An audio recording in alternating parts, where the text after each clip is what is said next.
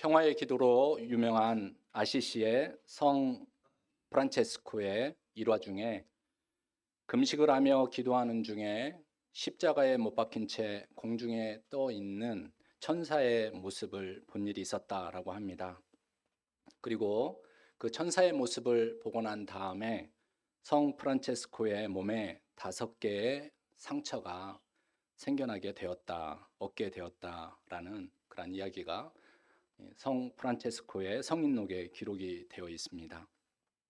5개의 상처가 난 곳은 예수님께서 십자가에 못 박히신 것처럼 또 그가 본 천사의 모습처럼 양쪽에 손과 또 발 그리고 옆구리에 상처를 가리킵니다. 물론 이 일화가 사실인지 아닌지는 모릅니다. 다만 이 일화가 성인정인에 기록이 되어 있으므로 사실을 이야기하기보다는 특별한 이 성은이 그의 상처가 자신의 몸에 이렇게 새겨진 것을 이제 사랑의 상처로 또 예수님에 대한 상처로 흔적으로 받아들인 그러한 성 프란체스코의 그러한 마음이 중요하다라는 것을 우리는 생각해 볼 수 있겠습니다.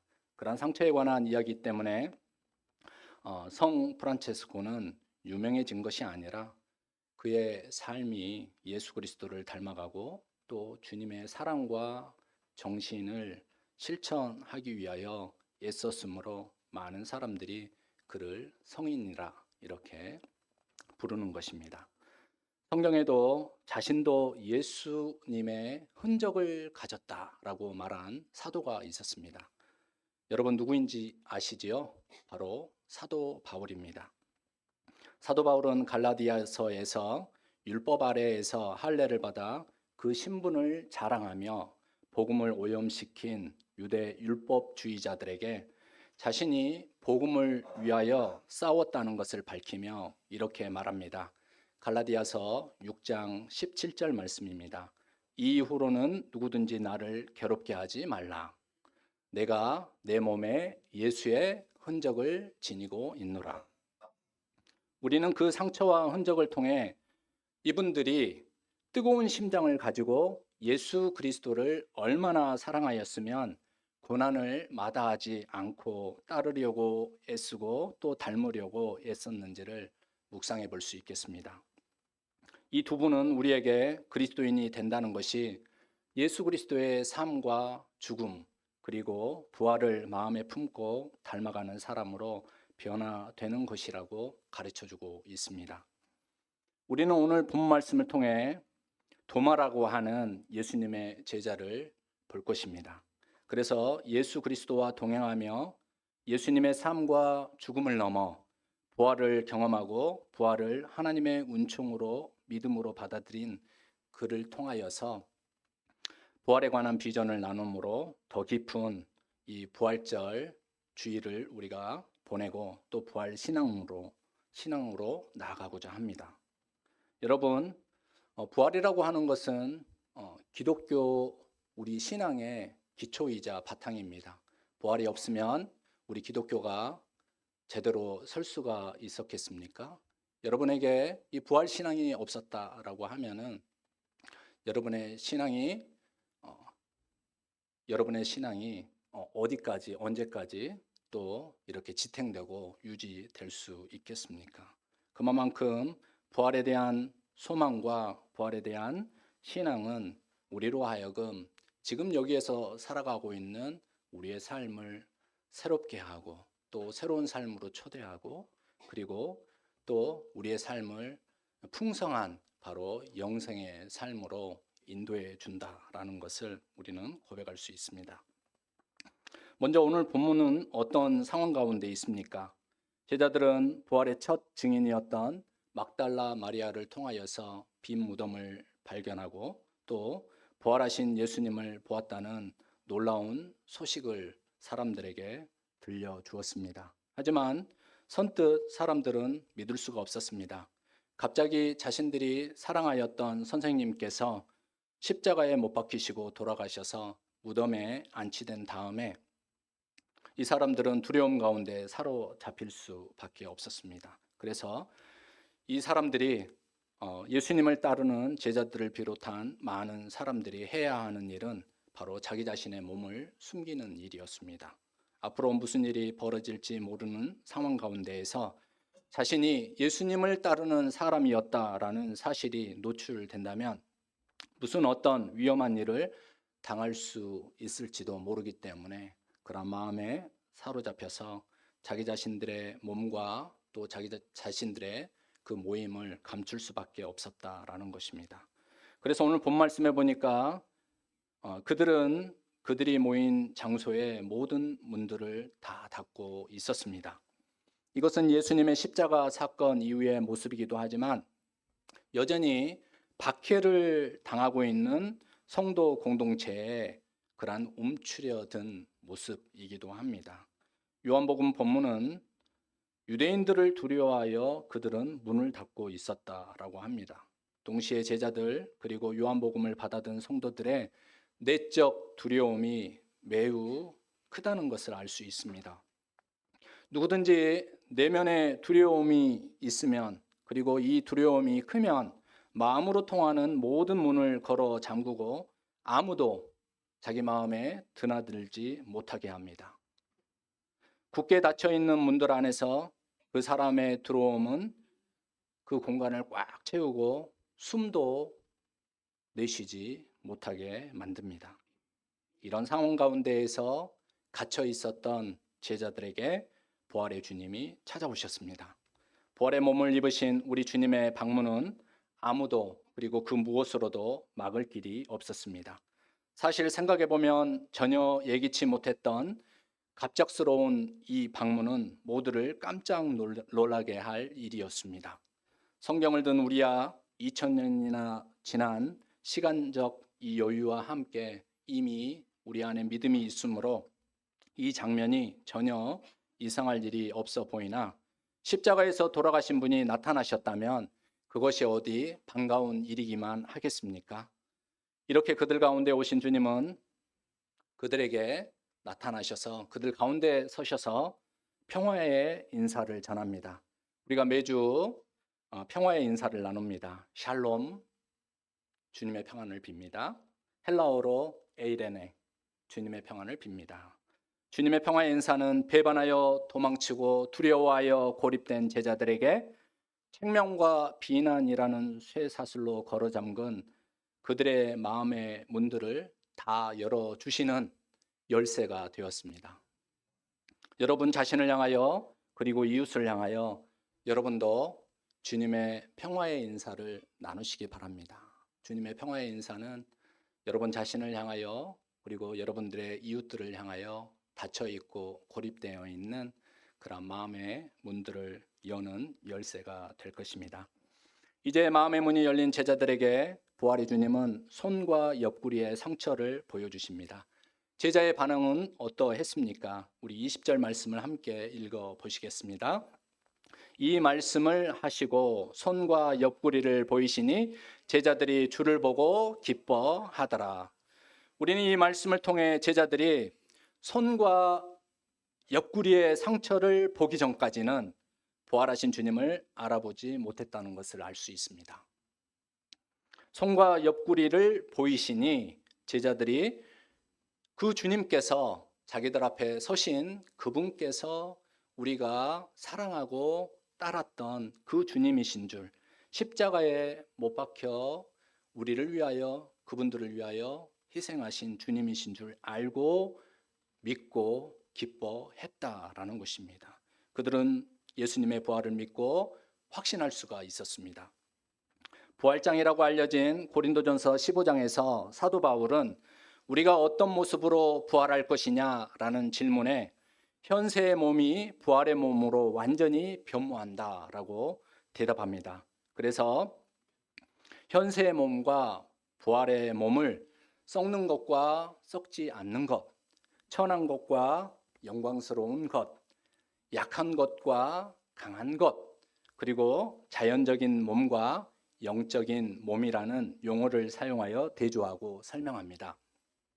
유대교 묵시문학에서는 종말 내세를 현세의 연장처럼 여기는 경향이 있습니다. 다시 말해서 죽었다가 살아나는 사람은 그 연속성 차원에서 그대로 똑같이 살아난다라는 그러한 표현 방식을 가지고 있습니다. 하지만 예수님의 부활과 사도 바울의 부활 신앙에서는 현세와 질적으로 다른 종말 내세를 이야기하고 있습니다. 비연속성이 분명히 있다라는 것입니다. 유대교 묵시문학 전통에 따라 만약에 예수님의 부활을 표현한다면 왜 제자들이 부활하신 주님을 알아보지 못했겠습니까? 본문을 통해 우리가 분명히 알 수 있는 것은 제자들이 예수님의 상처를 통해 예수님을 알아보고 부활하신 주님을 믿고 기뻐했다는 점입니다. 부활하셔서 제자들에게 오신 예수님을 알아볼 수 있는 그 표식은 바로 십자가에서 남겨진 5곳의 상흔이었다, 상처였다, 흔적이었다라는 것이죠. 그리고 그 상처와 흔적은 십자가에 매달리신 예수님이 바로 하나님이 다시 살리신 그리스도요 메시아라는 증거가 되었습니다. 그런데 부활의 주님께서 제자들에게 나타나셨을 때 거기에 디두모라고 불리는 도마, 이 도마라고 하는 제자가 거기에 없었습니다. 24절 말씀입니다. 우리 함께 읽어보시겠습니다. 12 제자 중에 하나로서 디두모라 불리는 도마는 예수께서 오셨을 때에 함께 있지 아니한지라. 저는 하나님의 말씀을 대언하는 설교자로서 이 24절의 말씀이 매우 중요하다라고 생각해서 여러분 앞에 가지고 왔습니다. 다시 고린도전서 15장으로 돌아가서 부활하신 예수님을 목격한 이들의 명단을 말씀드리겠습니다. 수제자 베드로, 그리고 유다를 뺀 나머지 11제자, 500명이 넘는 형제들, 그리고 예수님의 아우 야고보, 그리고 모든 사도들과 마지막으로 바울이 바로 예수님의 부활하신 예수님을 목격한 그러한 사람들이었습니다. 제자들에게 나타나신 부활의 주님을 만나지 못했던 이 도마, 오늘 본문의 주인공으로 등장하는 이 도마는 부활의 주님을 목격한 이들이 이제 부활의 소망을 품고 하나님께로 돌아간 후에 초기교회 성도들로부터 지금 여기에 우리가 모여서 예배드리는 모든 성도의 입장을 대신하는 대표자로 오늘 본문에 등장을 하고 또 우리는 이 도마를 만나고 있는 것입니다. 도마는 분명히 예수님의 12 제자였기 때문에 예수님의 부활을 그리고 부활한 예수님을 만난 것은 사실입니다. 하지만 오늘 본문의 말씀만 떼어놓고 보았을 때 예수님을 보지 못하고 만나지 못했기 때문에 믿지 못하겠다라고 하는 이러한 입장은 우리가 예수님을 직접 보지 못하고 만나지 못한 것처럼 말씀으로 듣고 우리가 그 주님을 믿고 또 그 소망을 가지고 살아가는 입장에서 보았을 때 같은 입장이다라는 것입니다. 오늘 말씀처럼 그때 거기에 주님이 나타나셨을 때 도마는 함께 있지 않았습니다. 도마를 소개하자면 도마는 디두모라고 하는 헬라어 이름이 붙습니다. 쌍둥이라는 그런 의미입니다. 한나라 안시에 함께 태어난 형제 혹은 전생에 의하면 자매가 있었던 모양입니다. 그는 갈릴리 출신의 어부였습니다. 도마하면 항상 우리가 붙이는 이름이 있습니다. 무엇입니까? 의심의 사도. 요한복음에 등장하는 도마는 중요한 사건과 그리고 중요한 말씀과 관련이 있는 그러한 주인공으로 등장을 하는 것을 알 수가 있습니다. 예수님께서 나사로를 살리러 가셨을 때 나사로를 살리는 그 장면 가운데 나는 부활이요 생명이니 라는 이러한 말씀을 하시잖아요. 이렇게 베다니로 올라가시기 전에 예수님이 안 올라가셨으면 좋겠는데 그런 마음이 있었든지 우리도 주와 함께 죽으러 가자, 아니면은 용기가 정말 충천하여서 이렇게 이야기했는지도 모르겠습니다. 그리고 예수님께서 요한복음 14장 말씀에 내가 곧 길이요 진리요 생명이니 라고 이러한 유명한 말씀을 하시는데 이 예수님의 이 말씀을 이끌어낸 질문을 던진 사람이 바로 도마였다라고 하는 것을 여러분 아십니까? 그리고 오늘 본문에 베드로의 신앙 고백에 비견할 만한 나의 주님이시요 나의 하나님이십니다 라고 하는 유명한 신앙 고백문의 주인공이 바로 도마입니다. 그런데 이러한 위대한 신앙 고백문의 주인공인 도마가 가지고 있었던 신앙의 질문을 보시기 바랍니다. 25절 말씀입니다. 다른 제자들이 그에게 이르되 우리가 주를 보았노라 하니 도마가 이르되 내가 그의 손에 못 자국을 보며 내 손가락을 그 못 자국에 넣으며 내 손을 그 옆구리에 넣어보지 않고는 믿지 아니하겠노라 하니라. 여러분, 누가 도마를 우리 신앙생활 가운데에서 밀어낼 수 있겠습니까? 오히려 도마가 드러낸 질문이 부활을 선뜻 받아들이지 못하는 우리 자신의 모습은 아닙니까? 도마는 부활의 주님을 보지도 만나지도 못했는데 어떻게 믿을 수 있느냐라고 말합니다. 우리는 이러한 도마의 모습을 통하여 인간의 한계를 볼 수 있어야 합니다. 자신의 이성과 경험 안에서 허용된 것만이 존재한다고 생각하는 것은 오만이자 교만입니다. 동시에 믿어지지 않는 것을 믿는 척하는 것은 거짓이자 기만입니다. 믿어져야 믿을 수 있기 때문입니다. 그러므로 우리는 우리를 찾아오신 부활의 주님 앞에서 솔직해야 합니다. 이것이 바로 부활의 주님을 맞이하는 신앙인의 태도이고 하나님의 은혜를 입을 수 있는 유일한 방법입니다. 그래서 도마는 어떻게 되었습니까? 26절 말씀을 보면은 여드레를 지나서 이렇게 시작이 됩니다. 한 주가 지나고 또 새로운 한 주를 시작하는 날 제자들이 다시 모였을 때 앞서서는 도마가 있지 않았지만 제자들이 다시 모였을 때 오늘이죠. 지난주가 부활주일이었으니까 일주일이 지난 오늘 제자들이 모였을 때 거기에 도마도 함께 있었습니다. 그리고 여전히 문을 잠고 모였습니다. 이렇게 모여 있을 때 부활의 주님이 다시 오셔서 전과 동일하게 제자들에게 도마를 포함하여 평안의 인사를 나누십니다. 그리고 그날은 특별히 도마에게만 부활 교육을 하십니다. 우리 다 함께 27절의 말씀을 읽으시겠습니다. 도마에게 이르시되 내 손가락을 이리 내밀어 내 손을 보고 내 손을 내밀어 내 옆구리에 넣어보라. 그리하여 믿음 없는 자가 되지 말고 믿는 자가 되라. 여기에서 모든 사람이 궁금해하는 대목이 있습니다. 도마가 예수님이 하라는 대로 했을까요? 여러분들께서는 어떻게 하셨겠습니까? 성경에 남겨진 기록이 없어서 여운으로만 남기겠습니다. 그런데 카라바조라고 하는 화가가 토마스의 의심이라고 하는 그림을 1602년도에 그렸는데 도마가 아주 초롱초롱한 눈으로 예수님의 상처를 보고 손가락으로 옆구리에 이렇게 넣는 그런 그림을 우리는 볼 수가 있습니다.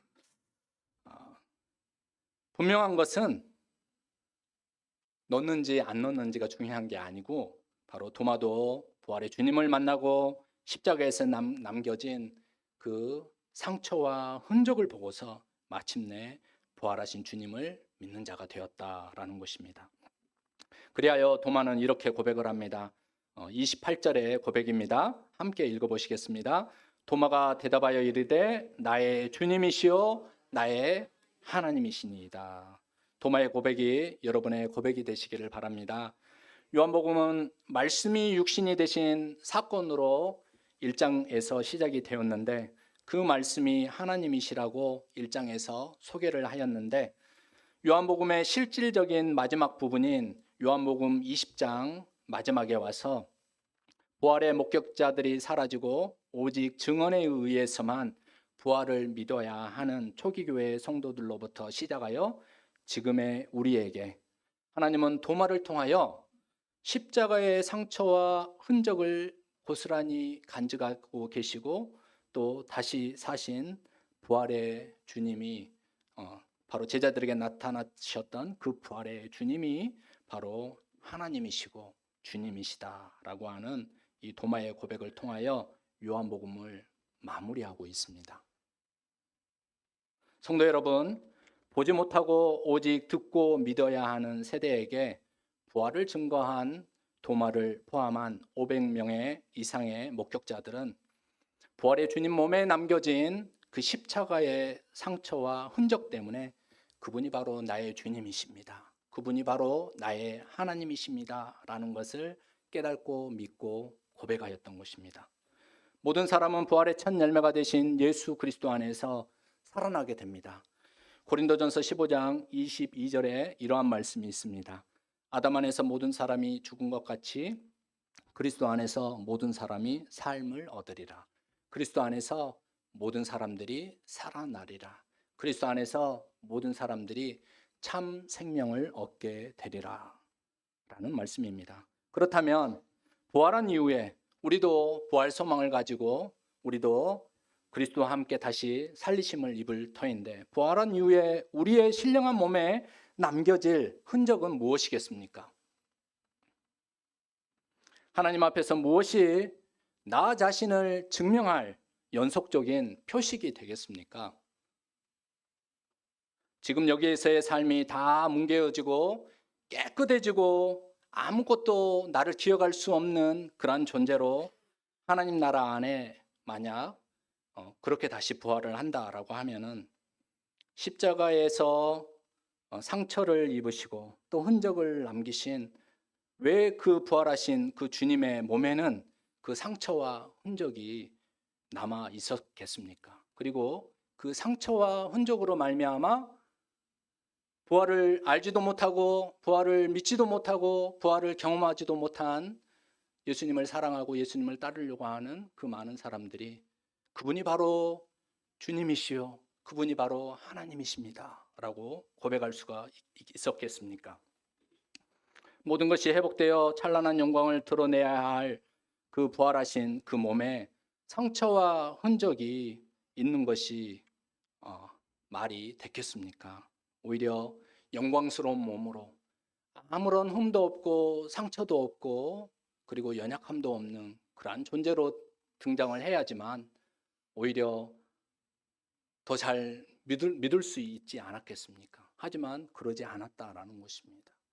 상처를 입으시고 그리고 또 그 흔적을 남기신 그 모습 그대로 사람들에게 나타나셔서 부활의 첫 열매가 되시고 또 부활의 삶을 증언하시고 부활의 능력을 보여주셨다라는 것입니다.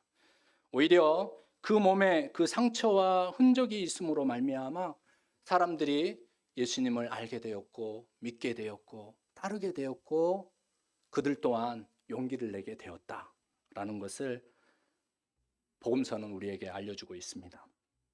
그래서 많은 믿음의 선진들이 예수 그리스도를 위하여 살다가 그의 삶의 상처와 흔적을 남기면서 하나님 앞에 잠들었습니다. 그리고 그것은 하나님 안에서 귀한 상처와 흔적이 되어 하나님 앞에서 영원토록 기억되어지는 그러한 성원으로 우리에게도 가르침을 주고 있고 우리 또한 따를 수 있는 용기와 다짐을 할 수 있는 그러한 내용들이 되었다라는 것입니다. 그러므로 부활한 주님과 함께 살아가면서 겪게 되는 모든 일들이 각자의 영혼에 새겨지고 부활 이후에도 남겨질 흔적이 된다는 것을 우리는 부활의 비전으로 삼아 하나님께서 우리에게 주신 이 시간 동안에 우리가 주님과 함께 무엇을 하며 우리가 주님과 함께 어떻게 살아야 할지 뜻을 세우고 기도하시고 여러분 그렇게 살아내시기를 바랍니다. 부활의 주님은 제자들에게 오셔서 성령을 주시고 하나님이 나를 너희에게로 보내신 것처럼 세상의 죄를 사하기 위하여 나도 너희를 보내노라. 성령을 받으라 말씀하십니다. 부활 주님의 명령을 받아 사랑과 화해의 역사를 위하여 일하다가 얻게 되는 상처와 흔적은 하나님 나라 안에서 하나님 품 안에서 영원토록 남게 될 것입니다. 부활의 주님께서 오늘 여러분을 영원한 일을 맡기시기 위하여 찾아오셨으니 부활 주님의 손에 난 못자국을 만지시며 그 부르심에 응답하시는 저와 여러분 되시기를 주님의 이름으로 축복합니다. 함께 기도하시겠습니다. 부활 생명의 주님, 우리가 주님과 함께 다시 살리심을 믿고 소망하며 우리에게 주신 모든 삶이 주님을 닮아가게 하여 주옵소서. 썩어 없어질 것에 썩지 않을 것을 심게 하시고 비천한 것을 영광스러운 것으로 변화시킬 수 있도록 능력으로 함께하여 주셔서 우리가 우리 주님을 따라 부활의 삶을 살아가게 하여 주옵소서. 예수님의 이름으로 기도합니다. 아멘. 다 함께 456장 찬송하시겠습니다. 마지막 절에 하나님 앞